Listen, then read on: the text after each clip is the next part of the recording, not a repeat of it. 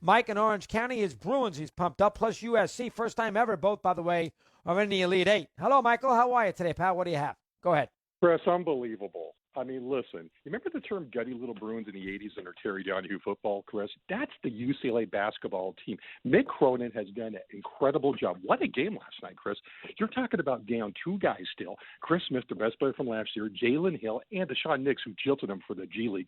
This has been an incredible job at UCLA. And Chris, after that stunner, that three-pointer to set it into overtime, you would think the Bruins might come out flat. I agree. They blitzed did a nice job. Overtime. Mick Cronin outcoached Oates. He just stuck it to him. His defense is in his face. Some of those calls, by the way, they got to the line. So, okay, they actually missed the free throws, whatever. It was a hell of a win. I'm thinking back, Chris, over the history of UCLA. I'm thinking about this team. How does it compare? You know, there's the 80 team that got to the final with Larry Brown and Kiki Vandeweghe, the 95 team, that great team. Maybe the 60s, you know, that team was kind of gutty before they got Lou Alcindor, but they had Goodrich and Hazard. This team, you know what? It's an interesting run they're on, Chris, historically. It's 100%. Really something else. Yeah, I mean, I'd have to think about it. You know, remember, Kiki was a great pro, or a very good pro, and he had all those freshmen. You know, he had Rod Foster and Mike Sanders. They had all those freshmen on that team. Go ahead. 2006, the Red, they had Kevin Love, they had Russell Westbrook, and they had Darren Collison. Howland had three future pros. This team, we don't know what we got exactly. Cronin's done a great job, Chris. What a hire. I'm just so glad he didn't get Rick Barnes. Listen, 100% good call. Cronin's they've won 3 games. They had a very spotty regular year. You mentioned that, Mike, as the injuries and guys going to the G Leagues and all that probably had something to do with it. They won that overtime game against Michigan State when they were down 5 late. They came back and won. BYU was overseeded, so they got a break on that. They also got a big break that Texas lost. Abilene Christian was not good enough to play them.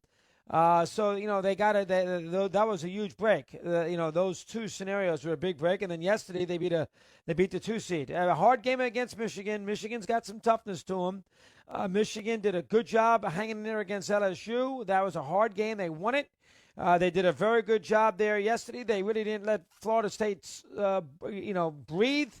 Michigan State's a big physical team. They teach toughness. You know, Michigan State, that Livers kid, they'd be really good. I mean, I know he was one of their best players. Michigan's a hell of a team. I mean, I think they'll lose to Gonzaga, but I think they give Gonzaga a hell of a game. Michigan-Gonzaga is a good semi. If we get that, that's a very, very good semifinal game. If we get USC-UCLA, that'll be interesting too. But Michigan-Gonzaga is a very, very good game. Hayden is in Virginia. Let's get him in the mix. Hayden, good afternoon. How are you today, pal? What do you have? Hayden. Well, first off, dog, my Lady Terps got bounced to Texas last night. Disappointed in that, and I don't think Watson will see the field this season. No, I agree. On that story. Let's explain what that is, because I don't think everybody knows. Story out. Different names. Sports Illustrated tracked down one of these therapists, and this therapist has not sued him, but she's out of California, and she gave a very running account of what it's like giving him a massage. The story was corroborated, family member, albeit still corroborated, and the lady does not want to sue, but she wants it out there that this guy's a predator and he needs to be stopped. If he went out there and apologized, she wouldn't have said anything, and she is not one of the 19 people. So, and Sports Illustrated basically verified it. Watson's finished. Watson's not playing football. And I listen, it's easy for me to say, you got to hear his side of the story here first. But, Watson's design, I'm going to get myself traded to a team and get out of Houston. That's over with. Goodell is going to have to come down hard on him. I would agree with you based on what I have seen with all the information. And I'm not a lawyer, but what I have seen with all the information, I would be very surprised if Watson's playing football in 2021. Continue. Go ahead. As far getting back to the tournament, these things. UCLA was down 5 with 1:10 to go in that first 4 game. Was it 5? Okay. They were down 5. Get an absolute lucky whistle. The kid Michigan State gets a clean block. Instead, the kid from UCLA hits 2 free throws. Michigan State choked. That's how this thing goes, dog. Last night, 1:54 to go. That ball went off the UCLA's foot. I can't believe they used replay to reverse that call, dog. Were you watching at that point? Yeah, I did. It went through. They called it UCLA ball because they thought it hit Petty in the pants. Now, I'd have to know. Remember, that was in regulation. That was not in overtime. So the call at the end of the day didn't mean a whole hell of a lot.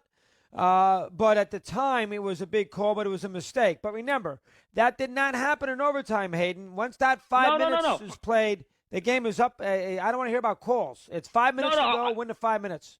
Simple as that. Again, they missed 11 to 25, you have no excuses. But the ball went off the kid's foot. My point is, we should never be using replay for that. And I'm disappointed. Ian and Bond or whoever was in that crew, they just acted as if it was automatically UCLA ball because it might have nicked his short. When the ball went right through his legs, it drives me crazy when that happens. But last thing is this, dog. For years, dog, you want to keep Bonds out of the Hall of Fame and all these steroid guys, right? Correct. Right, because you don't like cheating in baseball, right? Correct. So how is it that you rationalize that the coaches in college basketball who have been cheating for the last 40 years are all these great coaches? What's the difference? Why is one sport all-time great and the other sport they're cheaters? What's the difference? Well, first off, every coach in college basketball is doing, not everybody did what Bonds did. And certainly Aaron didn't, and certainly Ruth didn't, and certainly Griffey didn't. So that is the difference. I mean, Wooden cheated with Sam Gilbert there. So everybody in some capacity, Hayden, has done something as a college coach. Everybody that you don't like. I mean, bend the rules, help a kid's grades, whatever, provide a plane ticket. I mean, everything. College basketball is such a cesspool that everybody has gotten involved in it. Everybody's gotten their hands dirty. I know you can bring up Bobby Knight and you can bring up a few people that are squeaky clean, but generally speaking, that's the case. That's the reason. Henry Aaron didn't cheat. Henry Aaron didn't cheat. Doug, baseball in that period was just as dirty as college basketball. If you read that book on Bonds, he didn't start using the steroids till late in his career. So he was trying to do it the clean way. I don't understand how you differentiate. And let's use Wooden as your example. I'm not going to use anyone in the modern day. Well, I have no evidence. What coach in your eyes is a convicted cheat that's still coaching? Give me a name. Again, follow the one and dones, dog, and let's follow the money. I'm not going to use the names right now. I want to use Calipari's cheating? So Calipari's cheating? I do believe. I believe. Yes. You got evidence of that? Yeah, I mean, has he been brought up against the NCAA, and has he been put on probation? I do. So I'm not giving you my evidence, but I'm just saying this. These guys, it's a cesspool of a sport. We all know it.